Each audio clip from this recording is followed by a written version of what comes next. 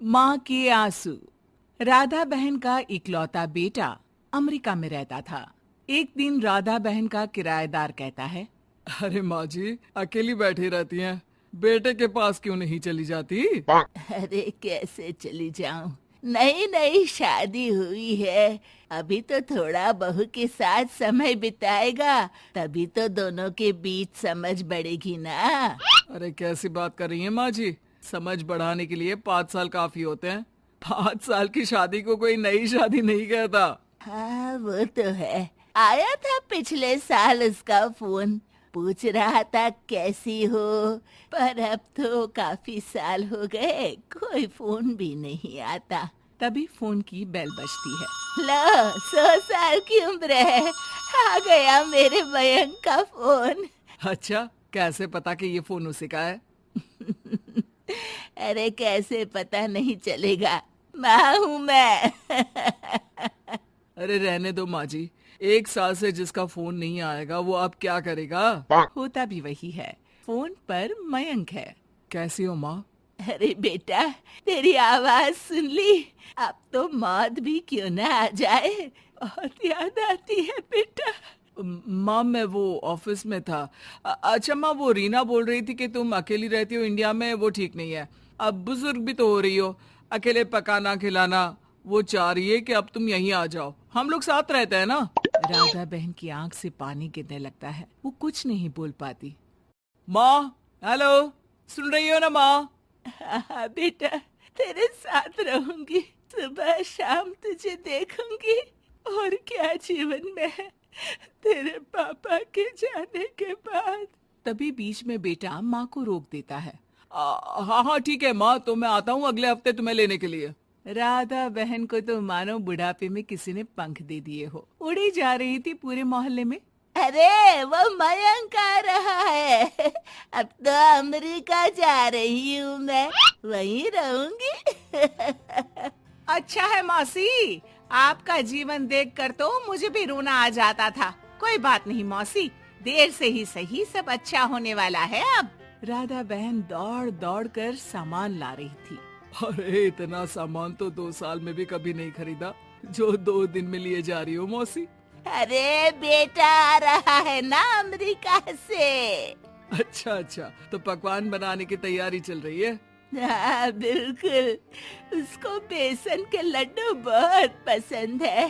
रात भर भूनना तलना ये सब प्रोग्राम चलता रहता है राधा बहन के घर में। और फिर वो दिन भी आ जाता है जब बेटा घर आता है। कौन? माँ, मैं मयंक। ये घर का क्या हाल बना रखा है, न सफाई न धुलाई, कैसा लग रहा है ये घर? घर तो ऐसा ही था बेटा, हमेशा से, बस तू थोड़ा कमजोर लग रहा है। क्या हुआ बेटा? ये कमजोर नहीं, फिट होता है माँ। वैसे और बता, क्या हाल है तेरे? बेटे के मुंह से हाल पूछने का अंदाज भले ही फॉर्मेलिटी वाला हो, लेकिन राधा बहन की आंख फिर भर आती है। अरे यार, ये तुम्हारी हर बात पर रोने की आदत न जाने कब जाकर खत्म होगी। सही कहती है रीना तुम्हारे लिए। रीना बहू क्या कहती है मेरे लिए? यही के बस यही एक आदत है तुम्हारी माँ की, इमोशनल ब्लैकमेल। अरे यार, अब इसमें रोने की क्या बात है? ना ना कुछ नहीं, बहुत दिन बाद तो घर आया ना तो क्या रोएगी? हाँ क्यों? अच्छा ये ले, तेरे लिए रात भर बैठकर ये बेसन के लड्डू बनाए हैं, और ये अचार तुझे बहुत पसंद है ना? पसंद है नहीं माँ, पसंद थे।